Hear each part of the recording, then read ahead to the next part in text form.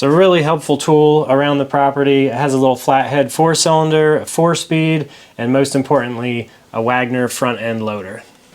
If you notice in my videos, I'm pretty much always working alone. I go on trail rides with my friends, they come on road trips with me sometimes, but when I'm just down and dirty in the shop, I'm by myself. None of what I do would be possible without this machine. I've had this tractor for almost 3 years now, and up until last week, I haven't had to do a thing to it until this starter went out. Thanks to Amazon, I had a new starter for $100, and now it's starting better than ever. That was the original 6-volt starter that's been getting 12 volts put to it for a very long time, so it was time for an upgrade. In today's video, I'm going to be doing an oil change on this tractor, some much needed maintenance that I've been putting off for a while because it's really cold out. The great thing about a Ford 8N is it's super simple, just like a Jeep. You don't need any fancy tools.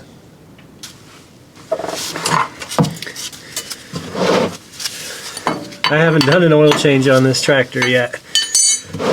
I don't put many hours on it, and one of the problems associated with that is that the condensation really builds up inside the engine, and that's no good. So this oil is gonna look a little milky, and it's not antifreeze, it's just water.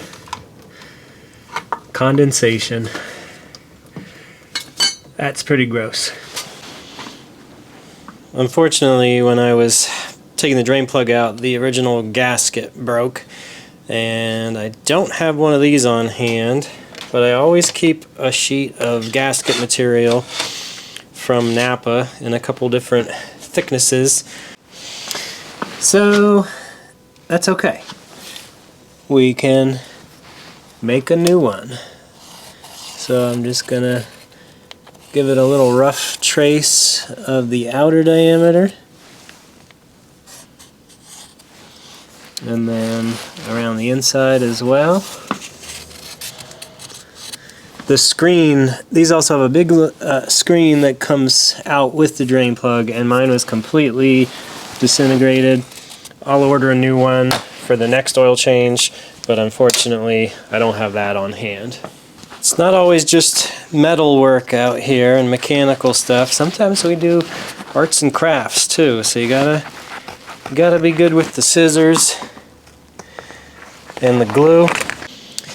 Well, it isn't pretty, but it'll work. The original gasket was paper just like this, and I'll just kind of pop the screen on there as best I can until I can order a new one.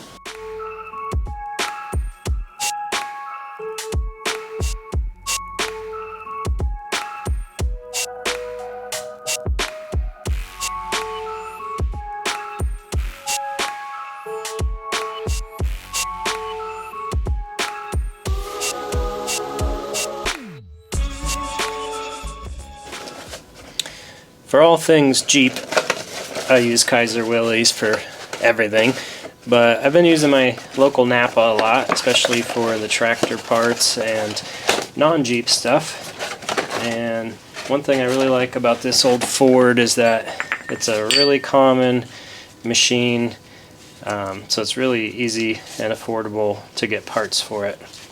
So they had this filter in stock, and I think it was like $7, so not too shabby. For the rotary Jeep I use AMSOIL, and for my Power Stroke, but for the old Jeeps and this tractor I really like Rotella. There's a lot of arguments out there about oil, but I've run this in stuff for a long time, and it's perfect for old engines like this. These old things aren't very picky. Another thing I really love about old stuff is the simplicity. Safe operating range, danger. Can't really mess that up. I really love this front end loader, but it does make it a little challenging to work on this tractor because it's a pretty big apparatus. So I need a better funnel system. I need one of those long bendy funnels, but today this is what I have. So I'm just gonna make a mess. I had to get a little creative, so I have a piece of 1 3/4 exhaust about a foot long and then a funnel to get me up away from the loader. So this is the first oil change I've done on this tractor. So I'm learning. And it pours. It's very slow. There's a baffle in the tube, so I might be here a while. Doing the long distance pour, and I can only go this fast. I don't know if you can see the stream. It's very small. So just be glad this video isn't real time. Anybody got a Snickers? I'm glad this only holds 5 quarts.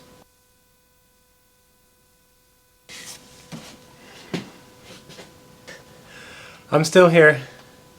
Episode 7, dumping the oil. 3 hours later, I have 5 quarts in it. And make sure we're not in the danger zone.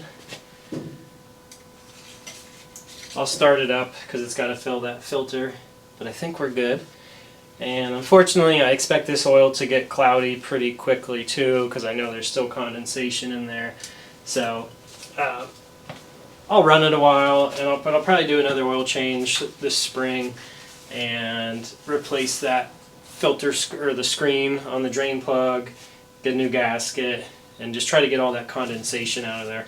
I run this at pretty low RPM. It doesn't really get worked like in the field, so it's basically just idling around the yard, moving firewood, moving Jeeps.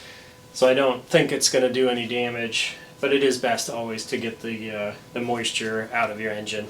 Water and mechanical things kind of butt heads. Not so good.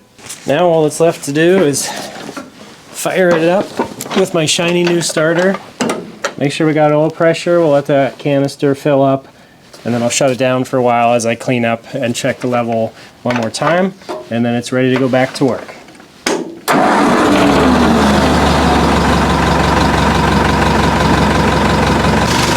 It's definitely not going to rust. Now I got oil all over everything. Don't tell the EPA. It's probably going to drip in my yard too. With some long overdue maintenance completed, time to put the tractor away until its next adventure.